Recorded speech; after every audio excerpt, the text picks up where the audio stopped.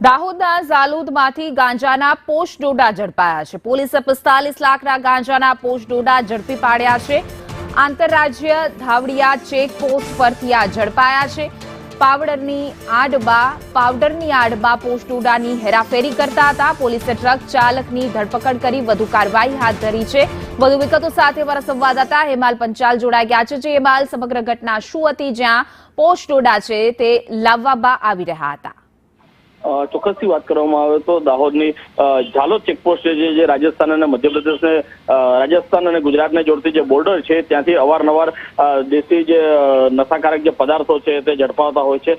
ગત રાત્રિએ દાહોદ ઝાલોદના જે ડીવાયએસપી પટેલ સાહેબ જે છે તે ચેકપોસ્ટ પર ચેકિંગમાં હતા। તે દરમિયાન જ એક ટ્રક આવી હતી ને ટ્રકની અંદર જ તપાસ કરવામાં આવી હતી। તે ટ્રકની અંદરથી મોટા પાયે જે પોસ્ટ ડોડાનો જે જથ્થો જે છે તે ઝડપી પાડવામાં આવ્યો છે। અંદાજે 45 લાખ કરતા વધુનો જથ્થો જે છે તે ઝડપી લેવામાં આવ્યો છે। આટલી મોટી જથ્થો પકડાવાને લઈને દાહોદ જિલ્લા પોલીસ વડા ડોક્ટર અજીતસિંહ ઝાલા દ્વારા પણ ત્યારે સ્થળ મુલાકાત લેવામાં આવી હતી, તપાસ હાથ ધરવામાં આવી હતી। સમગ્ર જથ્થો ક્યાંથી લાવવામાં આવ્યો છે, ક્યાં પહોંચાડવામાં આવ્યો હતો, આટલો જે મોટો જથ્થો 45 લાખ રૂપિયાનો જથ્થો છે તે કોને આપવાનો હતો ત્યારે ઝાલોદ ડીવાયએસપી તપાસ હાથ ધરી છે।